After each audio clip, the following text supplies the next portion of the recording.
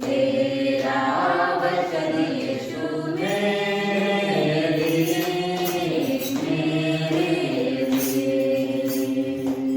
लिए पाऊंगा नहीं पग मेरा सिखाने पग मेरा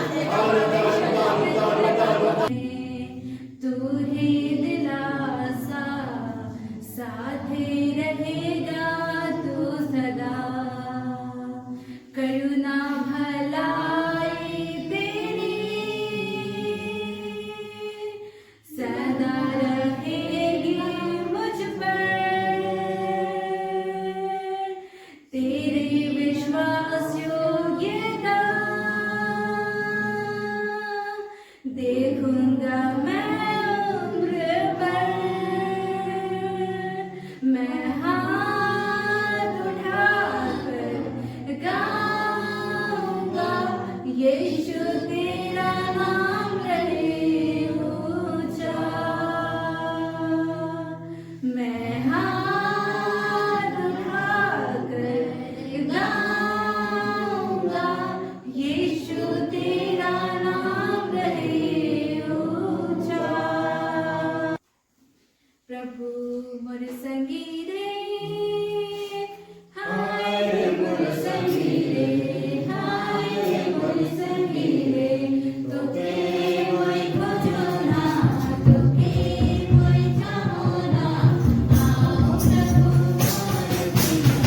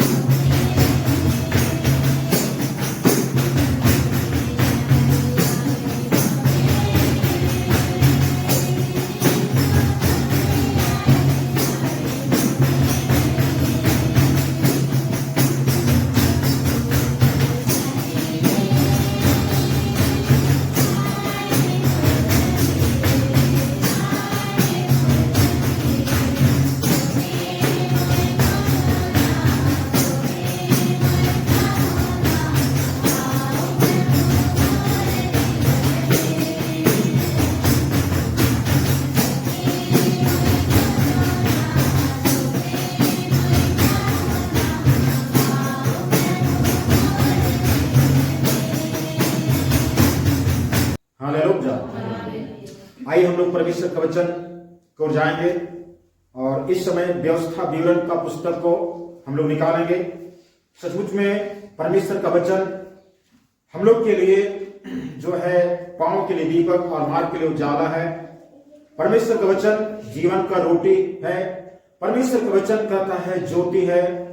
सचमुच में ये परमेश्वर की महाकरुणा का भाग है जो परमेश्वर ने हम लोग को जो है उस परमेश्वर के वचनों में हम लोग को अध्ययन करने में पढ़ने में एक मौका अवसर देता है।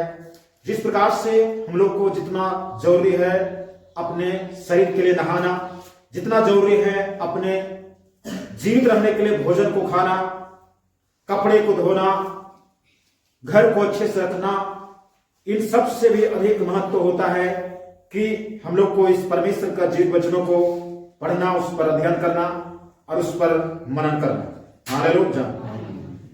अपने जीवन में जिस प्रकार से नाश्ता और डिनर जितना आवश्यकता होता है और हम उसको रेगुलर करते हैं, उसी प्रकार से हमें परमेश्वर के वचन को भी अपने इन सारे जीवन के दिनचर्या जीवन में जो भी हम लोग करते हैं उसमें हम लोग को वचन को पढ़ना भी जोड़ देना। हालेलुया। तो आइए हम लोग व्यवस्था विवरण 27 अध्याय और 27 का हम लोग 26 पद को पढ़ेंगे। श्रापित हो वह जो इस व्यवस्था के वचनों को मानकर पूरा ना करे। श्रापित है वह जो इस व्यवस्था के वचनों को मानकर पूरा ना करे। तब सब लोग कहे आमीन। तब लिखता है कि सब लोग कहे आमीन। वह श्रापित हो वह जो इस व्यवस्था के वचन को मानकर पूरा ना करे।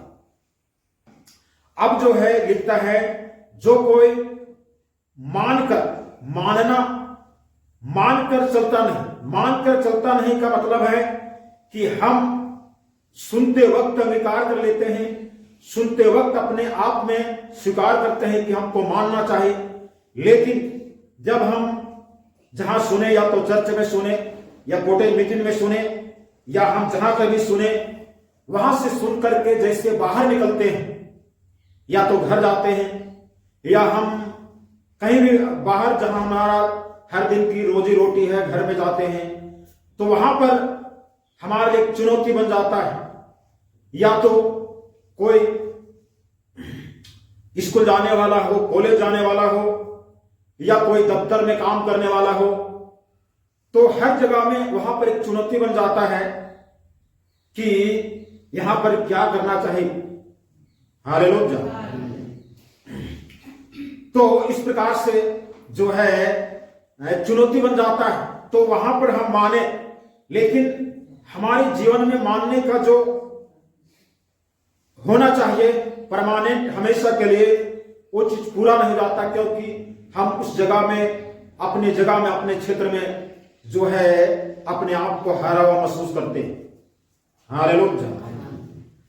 एक व्यक्ति यदि जो है कोई ब्लॉक के दफ्तर में काम करता हो और ब्लॉक के दफ्तर में सारा स्टाफ या वहां पर काम करने वाले लोग, जो भी ग्रामीण जनता जिसको जो आवश्यकता अगर ब्लॉक जाते हैं तो उसके लिए वो जो है घूस लेता है, पैसा लेता है।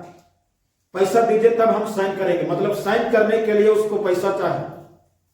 सारे स्टाफ, सारे लोग, वहां के अधिकारी लोग वही काम करते हैं, और वहां पर एक विश्वासी आदमी चल जाए तो सारे लोग, सारे स्टाफ मिलकर के इसको ये करेंगे कि हम लोग सबको लेते, आप कहीं नहीं लेते हैं, आप भी लीजिए, इसलिए नहीं लेंगे तो ये हम लोग का बदनामी हो जाएगी। हो सके तो एक दिन आप बेईमान हो जाइएगा, हम लोग के घूस लेते हुए कोई वीडियो बना लीजिएगा, कोई तस्वीर बना लीजिएगा, फोटो खींच लीजिएगा और दुनिया के सामने फिर बोल दीजिएगा, फिर हम लोग का नौकरी सर्विस जो है दांव पर लग जाएगा। तो एक विश्वासी का वहां पर एक चुनौती बन जाता है कि आप क्या करो। हालेलुया। लेकिन हम सबको अपने जीवन में परमेश्वर के वचन को मान करके और उस पर चलने के लिए ऐसा ठोस कदम उठाना है, चाहे पूरा दुनिया हमारे विरोध में हो जाए, हमारे विपरीत दिशा में हो जाए, लेकिन हम जो है उस वचन को नहीं डाल सकते। ऐसा हमें निर्णय लेना है, ऐसा स्वीकार करना है। इस प्रकार से स्वीकार करते हैं, मानते हैं, तो हमारे जीवन में आशीष होता है, हमारे जीवन में बरकत होता है। और यदि नहीं मानते हैं तो बाइबल शास्त्र बताते श्रापित है वो। हालेलुया। हम लोग उत्पत्ति 3 अध्याय और 3 का हम लोग 17 को पढ़ेंगे।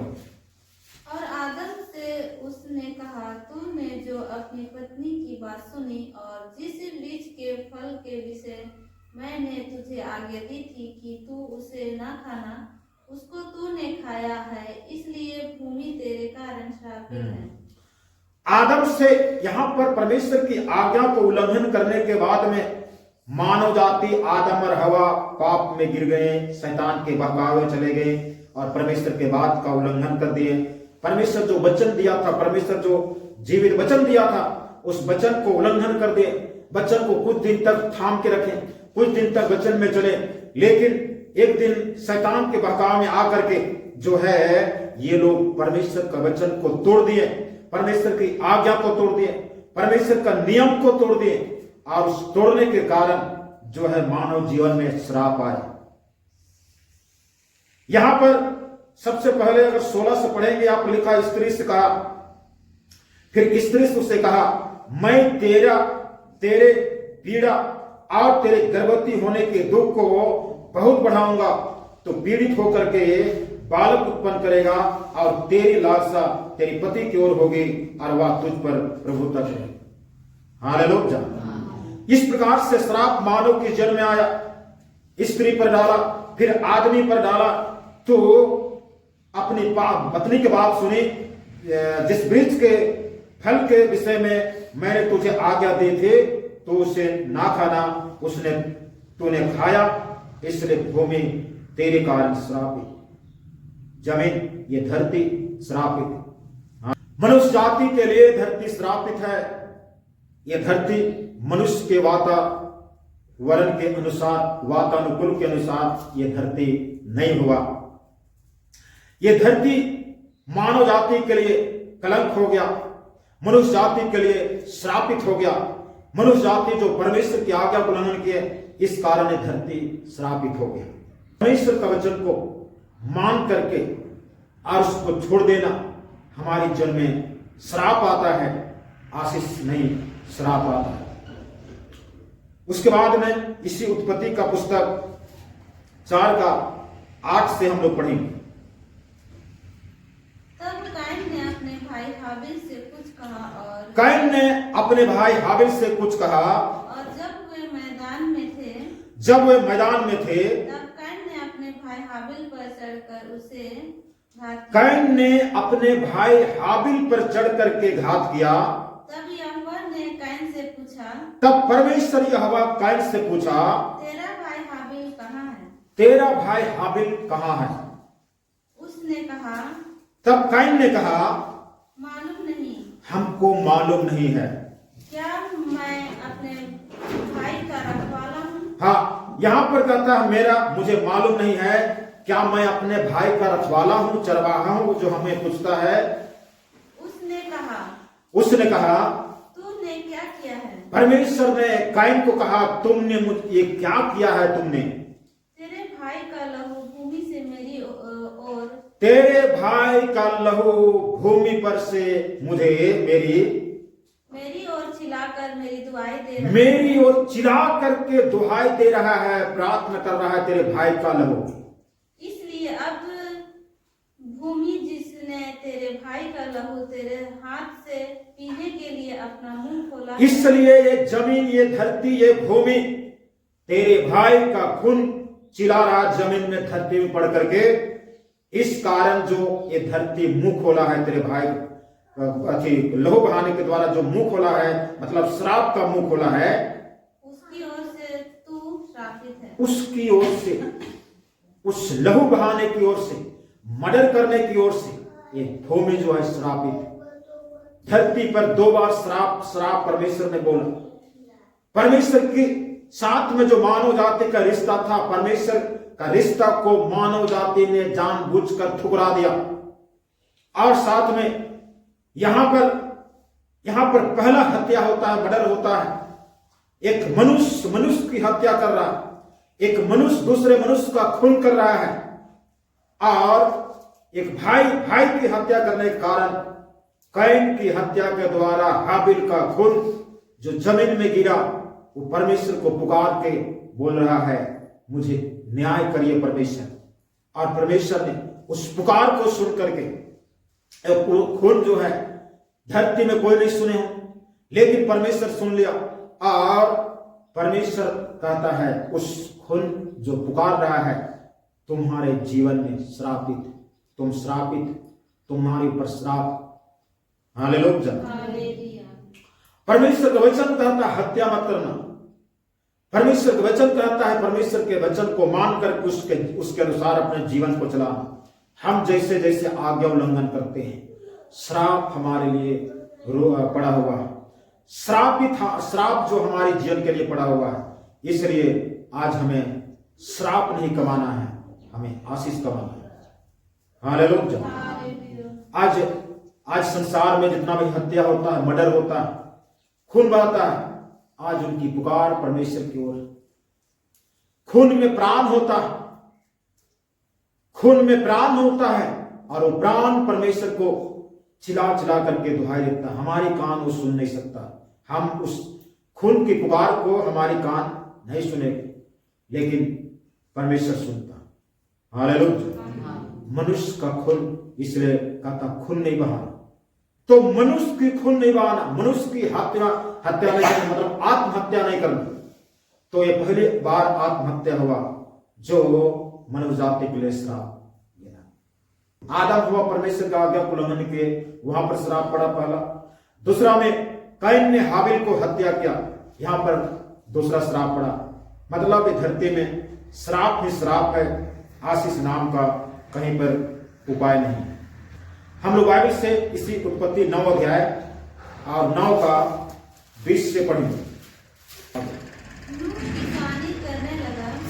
नूह किसानी करने लगा, उसने दाख की बारी लगाई, और नूह किसानी करने के में जो है दाख की बारी लगाई, और वह दाख मधु पीकर मतवाला हुआ, और दाख मधु पी करके मतवाला हो गया, और अपने तंबू के भीतर नंगा हो गया।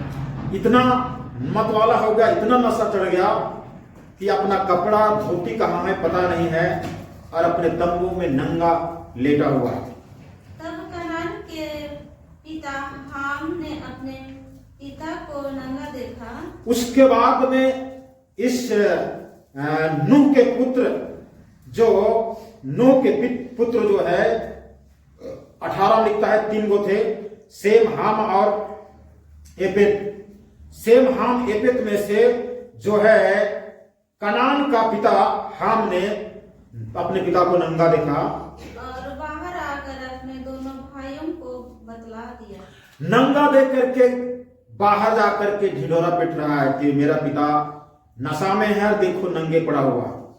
तब शेम और शेपेद दोनों ने कपड़ा लेकर अपने कंधों पर रखा। उसके बाद में ये 2 भाई और थे, सेम और एपेत, जो है अपने कंधे पर जो है कपड़ा को लिया, और पीछे की ओर उल्टा चलकर हाँ, अब के नंगे तन यहाँ पर ये लोग दोनों भाई का ये विचार था कि मैं अपने पिता को नंगे ना दिखने पाए, इसलिए पिछवाड़ा से उल्टा चल चल कर धीरे धीरे चल रहे हैं ताकि उसके नंगेपन को ढके जाए। इसलिए कपड़ा को लेकर के पिछवाड़ा चल के और जा रहे हैं पिता को ढकने के लिए आगे। और वे अपना मुंह पीछे किए हुए थे। हाँ, अपना मुंह को जो है पीछे किए हुए थे, मतलब जिधर चल रहे थे उधर नहीं था मुंह, चेहरा, आंख वो पीछे की तरफ था। इसलिए उन्होंने अपने पिता को नंगा ना देखा। इसलिए अपने पिता के नंगापन को ना देखा। जब नूह का नशा उतर गया, जब नूह की नशा उतर गया, तब उसने जान लिया कि उसके छोटे पुत्र ने उसके साथ क्या किया है। तब वो जान गया कि मेरे छोटे पुत्र ने मेरे नंगेपन को दुनिया में ढिंढोरा पीटा है और क्या किया है। इसलिए उसने कहा, तब जो है नूह जो कहा, कनान शापित हो, कनान श्रापित हो, वह अपने भाई बंधुओं के दासों का दास हो। अपने भाई बंधुओं का दास का दास। यहां पर देखिए, नूह जो है किसानी करने लगा, जल प्रलय खत्म हो गया। जल प्रलय के बाद में धरती पानी सूख गया। उसके बाद ने पूरा जीव जंतु जहाज से बाहर आ गए। नूह भी अपने परिवार के साथ बाहर आया, और जितना भी जीव जंतु कीड़े मकोड़े जितना भी जल प्रलय के द्वारा जिसको मौत हुआ, ये धरती के ऊपर में सतह में पड़ गए, और पड़ गए तो पूरा खाद बन गया। तो खाद बन गया तो नूह जो है किसानी करने लगा, और किसान में दाख रस का पौधा, मतलब दाख लता का पौधा को किसानी में करने लगा। और देखिए यहां पर एक ऐसा गलती, नूह जो है जल प्रलय के पहले धरती भर में, संसार भर में धर्मी व्यक्ति थे। हालेलुया। नूह जो है धर्मी व्यक्ति थे, लेकिन जल प्रलय के बाद में यह भूल गया कि मैं कैसा धर्मी था, और धर्मी होने के कारण परमेश्वर ने हमको जल प्रलय से बचाया। ये भूल गया। यही हो कि तुम वचन को सुन करके, परमेश्वर की बात को सुन करके मानते तो हो थोड़ी देर के लिए, लेकिन अंततः भूल जाते हो। रोमियो को पुस्तक में लिखता है, तुम शुरुआत किए थे अच्छे से, लेकिन अंत कर रहे हो बड़े बुरे से। आज कितने ऐसे विश्वासी हैं, कितने ऐसे भाई बहन हैं जो शुरुआत करते हैं पूरे पवित्रता और धार्मिकता के साथ में, लेकिन अंत देखिएगा बिल्कुल जो है संसार के लोग के समान अंत कर रहा है। इसका मतलब नतीजा बुरा। तो यहां पर नूह दाख लता का खेती किया, और उससे जो उपज हुआ उसको दाख रस बना करके जो है पिया है, उसने दाख मधु बना करके पी लिया। हाँ, वाइन बना करके, दारू बना करके, शराब बना करके पी लिया। अंगूर का रस को तुरंत जो है उसको बना करके नहीं पिया, अंगूर को जो है गला करके 8 दिन 10 दिन गला करके, और उसके द्वारा जो दारू बनता है उसको पी लिया तो नशा हो। चीज एक बना है, दोनों एक ही चीज, दोनों चीज अंगूर का, अंगूर से ही दाख रस बना जिसको चर्च में पवित्र लोग इस्तेमाल करते हैं, और अंगूर से दारू बना जो पवित्र लोग नहीं, दुनिया के हर इंसान, पापी इंसान इस्तेमाल करते हैं। अंगूर का दाख रस को पीने से शरीर में ताकत मिलता है, आशीष मिलता है, और आदमी को नशा नहीं चढ़ता। लेकिन उसी अंगूर को 8 दिन के बाद में बना करके दारू शराब पीने से नशा चढ़ता है, शरीर को नुकसान भी। हालेलुया।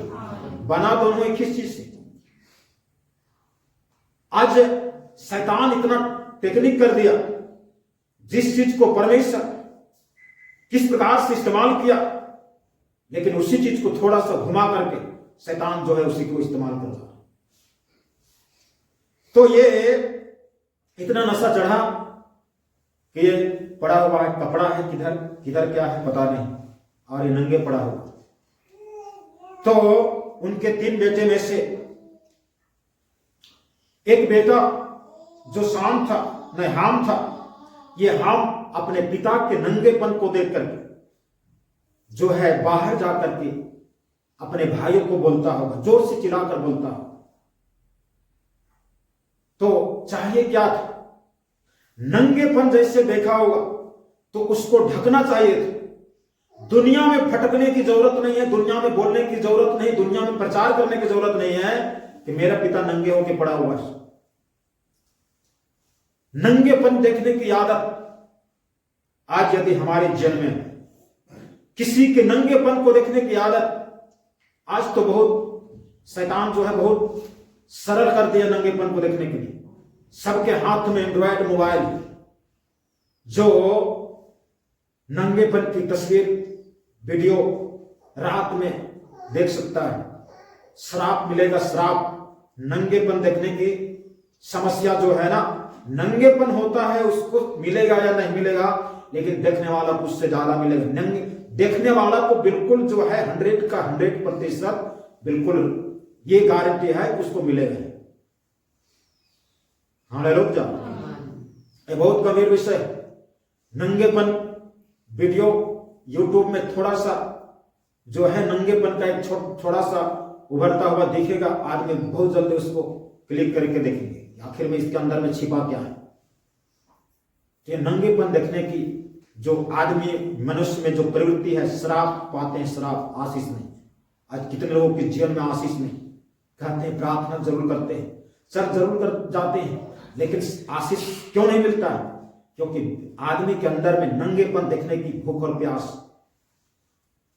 हम जो है नंगेपन देखा और बाहर जाकर के ढिंढोरा पीट दिया।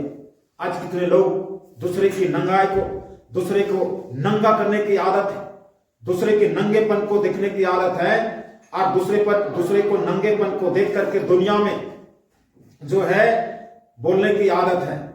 आज कितने लोग ऐसे हैं जो दूसरे की गलतियों को, दूसरे के बुराइयों को, दूसरे की चीजों को देख करके दुनिया में ढिंढोरा पीटते हैं, उसके ऊपर में श्राप आता है। हालेलुया। ये हम नहीं कर रहे, ये बाइबल शास्त्र लिखा हुआ है। हमको उसके बाप जो है, पिता जो है, कोई अपने बाप, कोई अपने माता पिता अपने बाल बच्चों को श्राप दे सकता है? नहीं दे सकता। लेकिन कुछ ऐसा सिचुएशन है, कुछ ऐसे मजबूरीपन है जो श्राप दे रहे हैं। परमेश्वर हम लोग को जरूर बनाया, चंगाई दिया, छुटकारा दिया, लेकिन हमारे अंदर से, हमारे जीवन में अगर इस प्रकार की सुधारपन नहीं है और नंगेपन देखने की बुरी आदत है, तो समझिए श्राप। आज श्राप मिले, कल श्राप मिले, लेकिन एक दिन श्राप मिलेगा और श्राप से कभी छूट नहीं पाएगा जब तक मन फिरा करके परमेश्वर का वचन को मानने के लिए तैयार नहीं होगा। तो यहां पर हम जो है नंगेपन देख करके दुनिया में दूसरे को बता रहा, और सेम और एपेद नंगेपन को ढकने का काम कर रहे हैं। हालेलुया।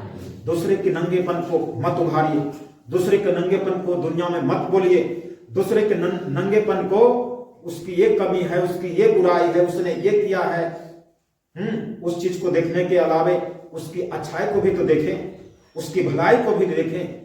ऐसा नहीं कोई आदमी बुराई किया है, गलत काम किया है तो उसका मतलब कभी अच्छा काम नहीं किया होगा, ऐसी बात नहीं। कहीं कहीं पर जरूर अच्छा काम किया होगा। अगर 5 गो बुराई किया है, मतलब 5 गो काम किया है, तो 5 गो में जरूर है, अगर 3 गो बुराई किया होगा, 2 अच्छा काम जरूर किया होगा, तो अच्छे काम को देखने की कोशिश करें। हालेलुया। हम अपने आंखों को सावधानी करें। अगर नंगेपन देखने से हम ना दारू पिए, ना किसी को मर्डर किए, ना खून किए हैं, किसी को आत्महत्या नहीं किए हैं, कहीं चोरी नहीं किए, सिर्फ नंगेपन को देखें और उसके कारण श्राप आता है। इसलिए हम लोग को इस श्राप से बचना है।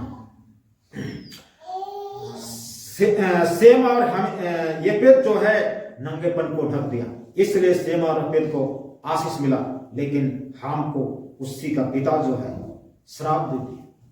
हालेलुया। क्योंकि इन्होंने ढकना चाहिए था, चुपे चुपे ढक देता और किसी को बोलता नहीं, पता नहीं चलता। ये तो ढकने के छोड़ करके मन भर देख लिया, और देखने के बाद में बाहर जाकर अपने भाइयों को, वो भी बिल्कुल साउंड स्पीकर ऑन करके बोलता है, हंसते हुए बोलता होगा, देखो मेरे पिता जो है दारू पी करके नशे में पड़ा हुआ है, पूरे कपड़े खुल के किधर चल गया पता है, पूरे नंगे पर। आज जो है कितने लोग इस तरह से, कितने आज अपने माता पिता के नंगेपन को दुनिया में प्रचार करते हैं, बताते हैं, बुराई को बताते हैं, गलत काम को बताते। कितने ऐसे हैं अपने मंडली के लोगों को लिए को जो है दुनिया में बोलते हैं, आज उनको श्राप मिलेगा, आशीष नहीं मिलेगा। आशीष पाने के लिए हमको जो है ऐसा काम नहीं करना चाहिए। व्यवस्था विवरण, फिर से व्यवस्था विवरण उसका 12 का 28। और यदि तुम अपने परमेश्वर यहोवा की आज्ञाओं को नहीं मानोगे, यहाँ पर लिखता है यदि तू अपने परमेश्वर यहोवा की आज्ञा को नहीं मानोगे, और जिस मार्ग की आज्ञा में आज सुनता है, जिस मार्ग की आज्ञा मैं आज सुनाता हूं, उसे रच कर दूसरे देवताओं के पीछे हो लेगे। हाँ, उस आज्ञा को, उस वचन को छोड़ करके दूसरे देवताओं की ओर अगर हो जाओगे, जिसे तुम नहीं जानते हो, और उस देवता के विषय, उस भगवान के पीछे उसका विषय में तुम नहीं जानते हो, तो तुम पर श्राप पड़ेगा। तो तुम पर क्या पड़ेगा? श्राप। श्राप पड़ेगा, श्राप पड़ेगा। हम यदि परमेश्वर की आज्ञा को नहीं मानते हैं, नहीं समझते हैं, तो कहता है इस कारण से तुम पर श्राप पड़ेगा। हम लोग निकाल मलाकी 3 अध्याय उसका 9 तुम पर भारी श्राप पड़ा है, तुम पर भारी श्राप पड़ा है, क्योंकि तुम मुझे लूटते हो, तुम मुझे लूटते हो, वरन सारी जाति ऐसा करती है। वरन संपूर्ण जाति ऐसे ही करते हैं। आगे, सारे दशमें भंडार से ले आओ, सारे दशवांश भंडार में ले आओ, कि मेरे भवन में भोजन वस्तु रहे, मेरे भवन में भोजन वस्तु रही। और सेनाओं का यहोवा यह कहता है सेनाओं को यहोवा ये कहता है कि तो ऐसा करके मुझे परखो, कि मैं आकाश के झरोखे तुम्हारे लिए खोलकर तुम्हारे ऊपर अपरंपार आशीष की वर्षा करता रहूं कि नहीं। यहाँ पर कहता ऐसा करके देखो, सारे दशवांश को मेरे भंडार में लेगा करके देखो, और सेनाओं को यहोवा ये वचन है, ऐसा करके मुझे परखो कि आकाश, परमेश्वर यहोवा आकाश के झरोखे तुम्हारे लिए खोलकर तुम्हारे ऊपर अपरंपार आशीष की वर्षा करता हूं कि नहीं। हालेलुया। यहां पर क्या कहता? तुम्हारे ऊपर श्राप पड़ा। क्यों श्राप पड़ा है? क्योंकि तुम मुझे लूटते हैं। परमेश्वर को दिए जाने वाला भेंट दशवांश पर यदि कोई अगर सही से नहीं देता है, उसको भी श्राप पड़ता है। हालेलुया। हम लोग देखें, आदम हवा परमेश्वर का आज्ञा उल्लंघन की उन लोग को श्राप मिला। काइन ने हाबिल को घात के आत्महत्या किया, उसको श्राप मिला। हम विश्वासी जो है उस परमेश्वर के वचन के अनुसार सही से भेंट अगर परमेश्वर को अर्पण नहीं करेंगे, तो यहां पर भी हमारे लिए श्राप है। और कहता है यदि तुम ऐसा करके देखोगे, तो मतलब दे करके देखोगे, तो मैं तुम्हारे लिए किस प्रकार से अपरंपार आशीष की वर्षा करूंगा कि नहीं करूंगा, ये चीज तुम्हें इसको करके देखना। हालेलुया। न्यायों 21 अध्याय उसका 18 को पढ़े। परंतु हम तो अपनी किसी बेटी का उससे विवाह नहीं कर सकते, क्योंकि इस्राएलियों ने यह कहकर शपथ खाई है कि साबित हो वह जो किसी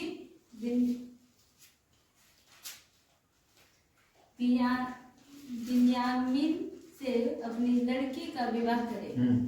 यहां पर क्या लिखता? परंतु हम तो अपने किसी बेटी को उनसे विवाह नहीं कर सकते, क्योंकि इस्राएलियों ने यह कह करके शपथ खाई है कि साबित हो वह जो किसी बिन्यामीनी से अपनी लड़की का विवाह करे।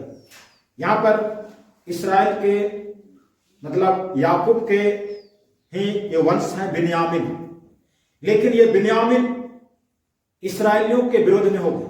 इसराइलियों के विरोध, इसराइलियों का अर्थ होता है शुद्ध मन वाले। तो इसराइली लोगों का विरोध में एक बिन्यामीन के गोत्र के लोग होंगे। बिन्यामीन वंश के लोग, जो जितना भी बिन्यामीन वंश के संख्या बढ़ते गया, ये लोग जो है मिल करके इसराइल लोगों के विरोध में हो गए। और ये लोग इसराइल लोगों के विरोध में ये बिन्यामीन लोग लड़ना शुरू किए, घात करना शुरू किए। और इस कारण से जो है यहां पर देखा जाए, अगर इसराइलियों से लड़ने का अर्थ होता है कि वो व्यक्ति अपने आप को परमेश्वर से अलग कर देना। इसराइलियों से लड़ने का मतलब यह होता है इसराइलियों की नियम व्यवस्था, उसको मानने की तरीका, उनको चलने की तरीका से अलग हो जाना। इसराइलियों के विरोध में बिन्यामीन के गोत्र वंश के लोग हो गए। मतलब इसराइल लोग को परमेश्वर की आराधना करते हैं, ये लोग कोई देवी देवता करते हों, मतलब हम अपनी भाषा में कह लें तो जैसे संसार अभी क्या क्या करते हैं उस प्रकार से बिन्यामीन गोत्र हो गए और इस्राएली अलग हो गए। हालेलुया। तो यहां पर क्या कहता है कि जो कोई इस्राएली लोग, मतलब जो कोई परमेश्वर के लोग अगर बिन्यामीनियों को, बिन्यामीन वंश के लोगों के साथ में, मतलब उन लोग को बेटी देगा, मतलब बेटी विवाह करके देगा, मतलब संधि जोड़ेगा उन लोग से, तो श्रापित होगा। अब यहां पर जो है एक सही तरीका से हम लोग को नए नियम में बताता है कि विश्वासी और अविश्वासी के साथ में हमारा तालमेल क्या है। पढ़ ही लेंगे 2 कुरिन्थी 6 इसका 14। अविश्वासियों के साथ असमान जुए में ना जूतो, अविश्वासियों के साथ असमान जुए में ना जूतो, क्योंकि धार्मिकता और अधर्म का क्या मेलजोल, क्योंकि धार्मिकता और अधर्म का क्या मेलजोल है, क्या ज्योति और अंधकार को क्या संगति, ज्योति और अंधकार का क्या संगति है, और मसीह का बलिदान के साथ क्या लगाव, और मसीह को बलियाल के साथ में क्या लगाओ, या विश्वासी के साथ अविश्वासी का क्या नाता, विश्वासी के साथ अविश्वासियों के क्या नाम है, और मूर्तियों के साथ परमेश्वर के मंदिर का क्या संबंध, मूर्तियों का परमेश्वर के मंदिर के साथ में क्या नाम, क्या संबंध, क्योंकि हम तो जीवित परमेश्वर के मंदिर है, क्योंकि हम जीवित परमेश्वर का मंदिर हैं, जैसे परमेश्वर ने कहा है, जैसा परमेश्वर ने कहा है, मैं उसमें बसूंगा, मैं उसमें बसूंगा और उसमें चला फिरा करूंगा, उसमें चला फिरा करूंगा, और मैं उसका परमेश्वर हूँ, मैं उसका परमेश्वर हूंगा, और वे मेरे लोग होंगे। वे मेरे लोग होंगे। हालेलुया।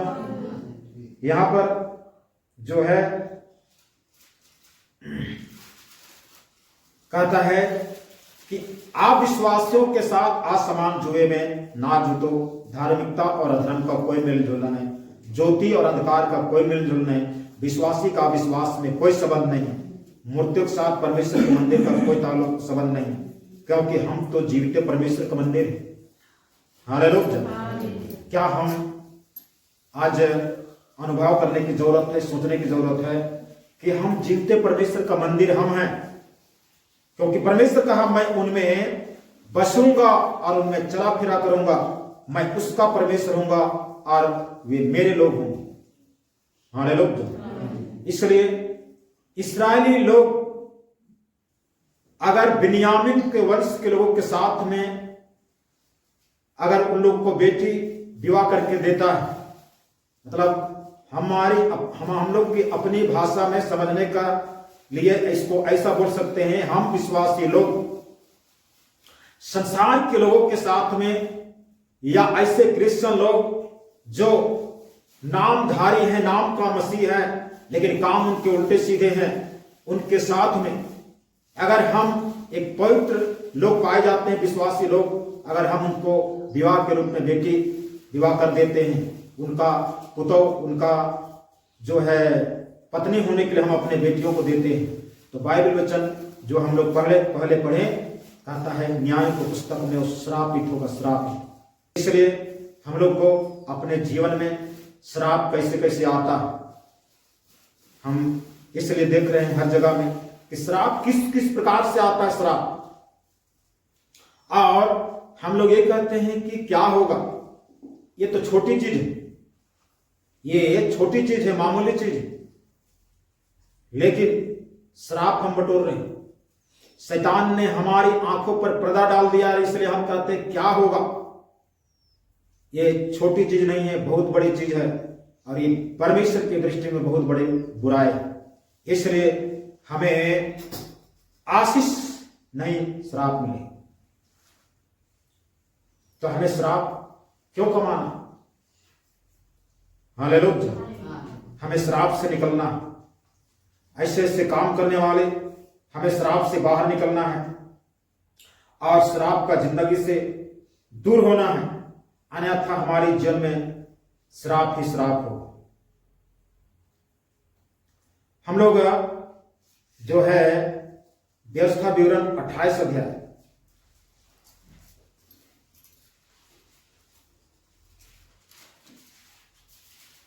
उसका 15, व्यवस्था विवरण 28 उसका 15-16 आगे पढ़ते हैं। परंतु यदि तू अपने परमेश्वर यहोवा की बातें ना सुने, हाँ, यदि तू परमेश्वर यहोवा की बातें ना सुने और उसकी सारी आज्ञाओं और विधियों के पालने, तुम उस परमेश्वर की सारी आज्ञाओं और विधियों को पालने में जो मैं आज सुनाता हूँ चौकसी नहीं करेगा, अगर सावधानी नहीं रहोगे, चौकसी नहीं करोगे, तो ये सब श्राप तुझ पर आ पड़ेगा। ये सब श्राप तुझ पर आ पड़ेगा। शापित हो तेरी, अर्थात शापित हो तू नगर में, श्रापित हो तुम नगर में, अगर गांव में हो, नगर में हो, शहर में हो, शहर के सब लोगों से अधिक श्रापित हो। शापित हो तू खेत में, श्रापित हो खेती बाड़ी में, शापित हो तेरी टोकरी और तेरी कठौती में, श्रापित हो तेरी टोकरी और कठौती, मतलब जहां पर हम उपजाया हुआ धन रखते हैं, या जहां पर हमारा कमाई हुआ पैसा बैंक में रहता है, वहीं से कोई साइबर वाला आकर के डाका डाल करके वहीं से पैसा गुम हो गया। इस प्रकार से हम लोग इन दिनों में कितने ऐसे शिकायत मिलते हैं। कोई फोन किया और बोला कि एक दबाओ या कुछ भी किया, और कैसे कैसे जो है हमारा सब कुछ उसके हाथ में चल जाता है, वहां से वो ठगी करके निकल जाता है। लोग ढूंढते रहते हैं, आज से लाखों रुपया, करोड़ों रुपया इस तरह से गुम हो रहा है। तो तेरी टोकरी और कठौती श्रापित हो। शापित हो तेरे संतान, बाल बच्चे संतान जो है श्रापित हो, और भूमि की उपज, और भूमि का उपजाऊ जो है श्रापित हो, और गायों और भेड़ बकरियों, जितना भी पशु जीव जंतु रहेगा उसमें श्रापित हो, भेड़ बकरियों के बच्चे और उनके बच्चे। शापित हो तो भीतर आते समय, श्रापित हो तो घर के अंदर जाते समय, और शापित हो तो बाहर जाते समय। श्रापित हो तो बाहर जाते समय। परमेश्वर आशीष दे। हालेलुया। आज इस प्रकार से परमेश्वर की आज्ञा और विधियों को नहीं मानते हैं, श्रापित होते हैं। हालेलुया। हम लोग बाइबल में कई कैसे परमेश्वर के भक्त लोगों की बात को सुने होंगे। जैसे जोसेफ को एक मिस्र के पोतीफर के घराने में बेचा गया, और जिस दिन जोसेफ उस घर में गया, उस घर में श्राप था पहले, लेकिन जैसे जोसेफ कदम रखता है आशीष हो जाता है। हालेलुया। हम आशीष की बारिश होने के लिए बुलाए गए हैं, लेकिन हम परमेश्वर की आज्ञा, परमेश्वर की विधि, परमेश्वर का वचन को नहीं मानने कारण ये श्राप आ जाता है। और हम कहते हैं, हम लोग सोचते नहीं, हम बत्तीसवां लिए हुए लोग हैं, हम ये जानते हैं, हम वो जानते हैं, लेकिन श्राप। उसके बाद में इसी का 27, इसी व्यवस्था में 28 का 27 को देखेंगे। 27-28 यहोवा तुझको मिस्र के से फोड़े और बवासीर और दाल और खुजली से। देखिए यहां पर किस प्रकार से बीमारियों का नाम दिया गया है। ये श्रापित होने के कारण कहता यहोवा तुझको मिस्र के से फोड़े, मिस्र में फोड़े हुए, जिसका कोई इलाज नहीं। आज हम लोग बीते वर्षों में देखें, कोरोना आया, कोरोना का कोई इलाज नहीं। तो मिस्र में फोड़े हुए और बवासीर, जो हम लोग ये बीमारी को भी जान पहचान है, और दांत और खुजली, ये लोग को डॉक्टर को भी समझ में नहीं आता। डॉक्टर अंदाज से कहता ये दवा चलाओ, वो दवा चलाओ, आयुर्वेदिक चलाओ, तो होम्योपैथिक चलाओ, तो इंग्लिश चलाओ, ये करो वो करो, अंदाज से कुछ होता जाता नहीं। तो ये सब श्राप के कारण जो है होता है। आगे कि तू चंगा ना हो सकेगा। परमेश्वर की ओर से जो चंगाई की आशीष है, चंगाई एक परमेश्वर की ओर से आशीष है, सुख शांति परमेश्वर की ओर से आशीष है, अमन चैन का जीवन परमेश्वर की ओर से एक आशीष जीवन है। कहता है ये तुमको चंगाई नहीं होगा। आगे यहोवा तुझे पागल और अंधा कर देगा। आज हम लोग आगल पागल की संख्या देखते होंगे। पागल खाना खुला हुआ, तो पर भी पागलों की समस्या का समाधान नहीं है। कई कैसे जगह में मेंटल हॉस्पिटल है, लेकिन जो है वहां पर भी समाधान नहीं है। परमेश्वर जिस बीमारी को यहाँ पर नाम दिया गया है ना, वो बीमारी दुनिया में ना पहले था ना आज है, आज भी है, लेकिन गारंटी के साथ में वो चीज नहीं है। वो अंदाज से डॉक्टर लोग कहते हैं इस दवा चला, वो दवा चला, हमें कहते ये सब अंदाज से करते। और अगर दवा जिंदगी भर चलता रहे तब आप ठीक रहिएगा, मतलब ऐसा भी बात है। दवा छोड़िएगा तो पहले के जैसा ही हो जाए। तो कहता पागल और अंधा कर देगा। अंधों को देखते हैं और पागलों को देखते हैं हम लोग, ये सब कुछ परमेश्वर की ओर से श्रापित है। आगे, और तेरे मन को अत्यंत घबरा देगा। तेरे मन को घबराहट, अत्यंत घबरा दूंगा। आज कितने लोग कहते हैं हमको इतना टेंशन है, कितने लोग कहते हैं घबराहट है, डर है, कितने लोग टेंशन और घबराहट के मारे अपने आप को आत्महत्या करने की कगार में ले जाते हैं। सोचते आत्महत्या कर लेंगे तो ये टेंशन और समस्या खत्म हो जाएगा, नहीं खत्म होगा, और बढ़ जाएगा, और बढ़ जाएगा, और समस्या बढ़ जाएगी। तो ये सारी चीज क्यों? श्राप, ये सारा चीज का जन्मदाता श्राप। हालेलुया। परमेश्वर मनुष्य जाति को जब बनाया तो मनुष्य जाति कभी मरते ही नहीं, कभी बुढ़ापा होते नहीं, अमर रहते, अमर। संख्या बढ़ता लेकिन अमर रहते, संख्या बढ़ता अमर रहते।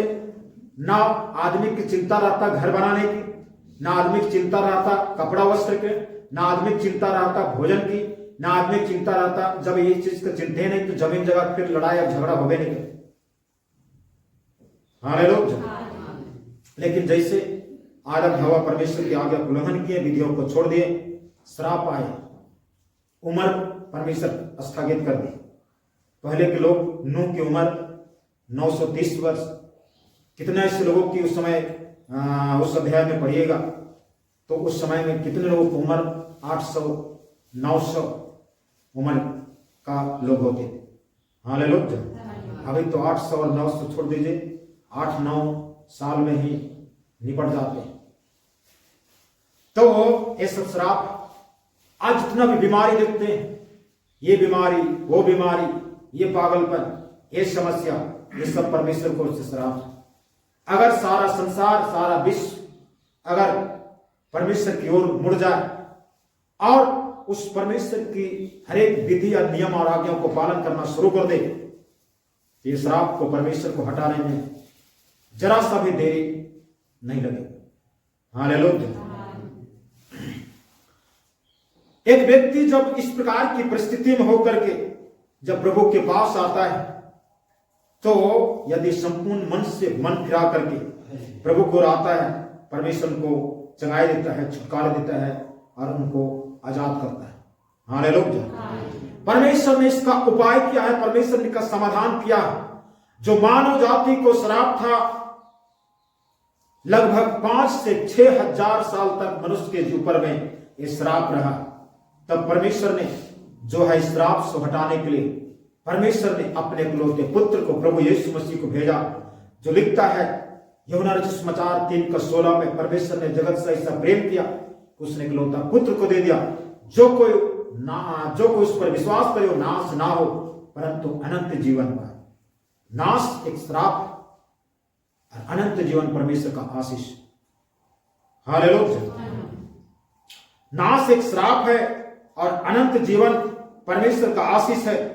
इसलिए हम लोग को उस परमेश्वर की हर एक आशीषों को जानने की जरूरत है और समझने की जरूरत है।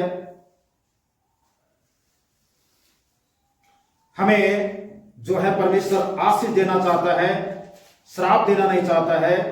और हम उस परमेश्वर के नियम विधि को मानेंगे, चलेंगे तो हम आशीष की बारिश होने के लिए बुलाए गए हैं। हालेलुया। तो हमें परमेश्वर उपाय किया अपने पुत्र प्रभु यीशु मसीह को भेज करके। परमेश्वर हमारा शुभ चिंतक है और हमें चिंता करता है, जो हमारे ऊपर में श्राप पड़ा है, उस श्राप को हटाने के लिए परमेश्वर ने उपाय किया है। और अगर हम जो आज तक हम परमेश्वर के लिए जीवन बिताते हैं और हम चलते हैं, यदि सही तरीका से नहीं चल रहे हैं और उसके कारण जो श्राप आ रहा है, तो हम यदि सही तरीका से चलेंगे तो परमेश्वर हमें बचाने वाला है। हालेलुया। गलतियों का पुस्तक को निकालें।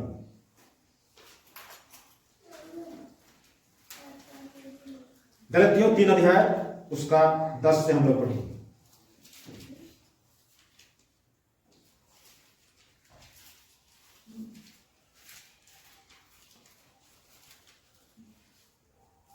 इसलिए जितने लोग व्यवस्था के कामों पर भरोसा रखते हैं, जितने लोग परमेश्वर की व्यवस्था के कामों पर भरोसा रखते हैं, वे सब श्राप के अधीन हैं।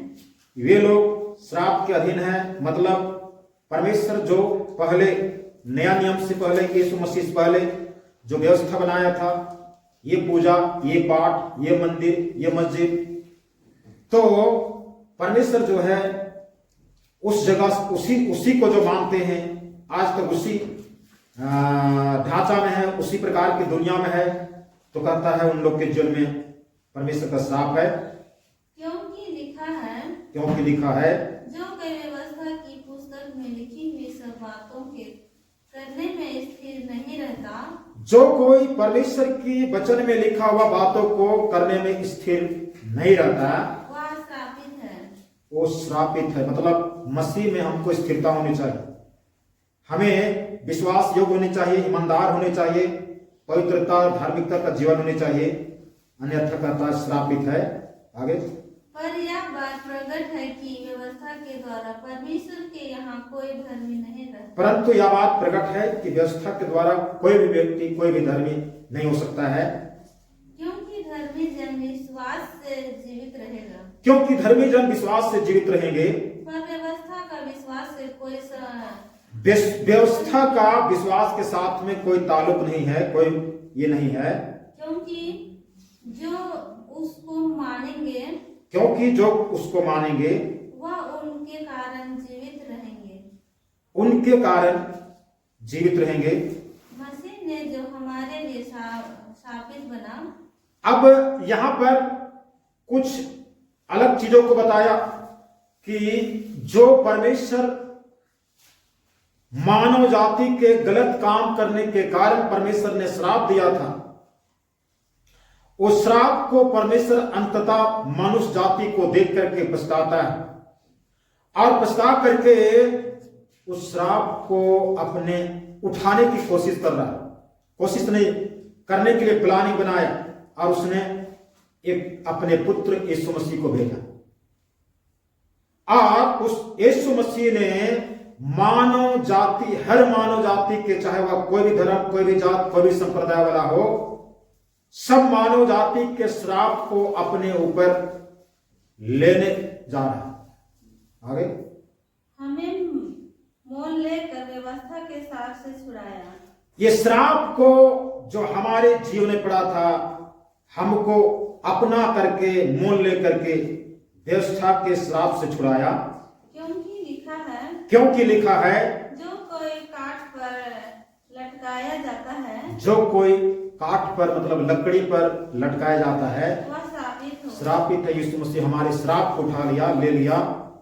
यह इसलिए हुआ कि अब्राहम की आशीष मसीह यीशु में अन्य जातियों, अब्राहम आशीष का मूल पिता है और उस अब्राहम की आशीष जो है, हम सब जो अन्य जाति, यहूदी से अलग जाति संप्रदाय तक पहुंचे और हम विश्वास के द्वारा उस आत्मा को प्राप्त करें जिसकी प्रतिज्ञा हुई है।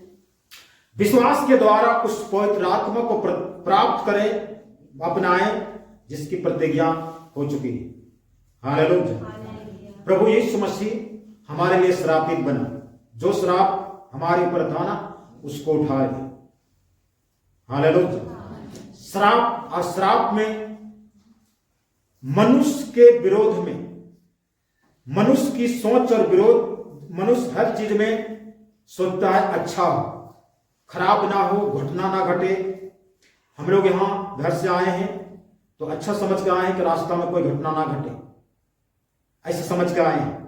घटना घट जाए ऐसे समझ के नहीं आए, लेकिन अगर इसका उल्टा हो जाए वही चीज श्राप। हालेलुया। तो उन सारे श्रापों को यीशु मसीह अपने ऊपर उठा लिया। ये संत पौलुस गलतियों की कलीसिया को कहता, पत्री करता, हमें कहता, वो उस श्राप को उठा लिया, हमें उस श्राप से उठा लिया। सिर्फ हमको बचना, और बचने के लिए हमको परमेश्वर की आज्ञा और विधि को मानने की जरूरत। हमारे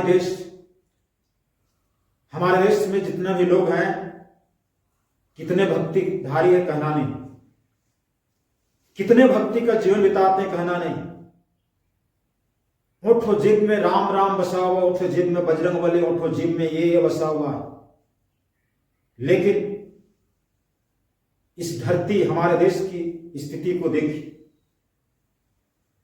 हमारे देश में भक्ति करने वालों की संख्या नहीं, लेकिन जिस देश में सोना चांदी, हर प्रकार के बहुमूल्य कोयला, सब चीज का द्रव्य है,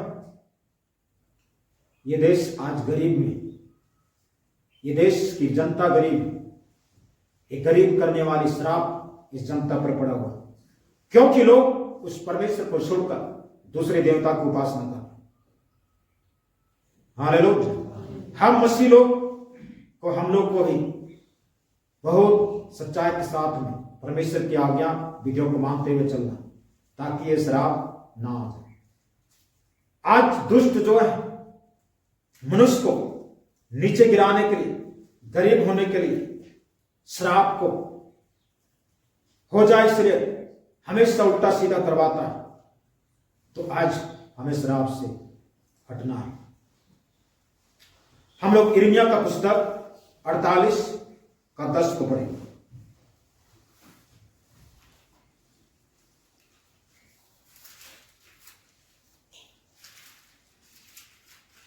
यिर्मयाह 48 उसका 10, 48 का 10। श्रापित है वह जो यहोवा का काम आलस से करता है। श्रापित है वह जो परमेश्वर का काम को आलस से करता है, और वह भी जो अपनी तलवार लहू बहाने से रोक रखता है। और वह भी जो अपनी तलवार लहू बहाने से रोक रखता है। तलवार परमेश्वर का वचन, दो धारी तलवार। हालेलुया। श्रापित है वह जो यहोवा परमेश्वर का काम आलस से करता है। आलसी, परमेश्वर काम आलस करता है। प्रार्थना विनती में आलसी है, चर्च जाने में आलसी है, वचन पढ़ने में आलसी है, सुस्ती है। कहता श्रापित, श्राप है उसके, श्रापित, श्राप उतरे। जो परमेश्वर के लिए सुस्तीपन है, फुर्तीला नहीं है, बाकी चीज के लिए, अपने जीवन के लिए, स्वार्थ के लिए बहुत जल्दी करते हैं, पूरा पसीना, पूरा मेहनत लगा देते हैं, और परमेश्वर काम को करने के लिए बिल्कुल खाली हाजिरी किसी तरह से बन जाए ऐसा सोच के करते हैं। कहता श्रापित। हालेलुया। आज यीशु मसीह हमें श्राप से बचाने के लिए आया है। हमें यीशु मसीह की ओर जाने की जरूरत है। नीति वचन 26 अध्याय,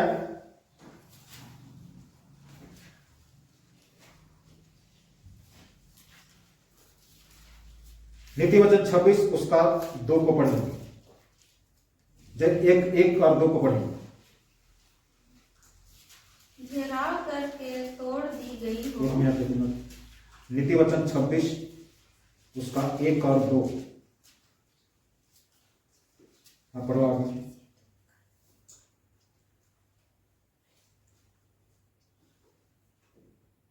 जैसा धूप काल में हम का हिम का और कटनी के समय जल का पड़ना, वैसे ही मूर्ख की महिमा भी ठीक नहीं होती। जैसे गौरैया घूमते घूमते और बेनी उड़ते उड़ते नहीं बैठती, वैसे ही व्यर्थ साफ नहीं पड़ता। अब यहाँ पर जो है कि जैसे गौरैया घूमते घूमते और सुबह बेनी उड़ते उड़ते नहीं बैठती, वैसे ही व्यर्थ श्राप।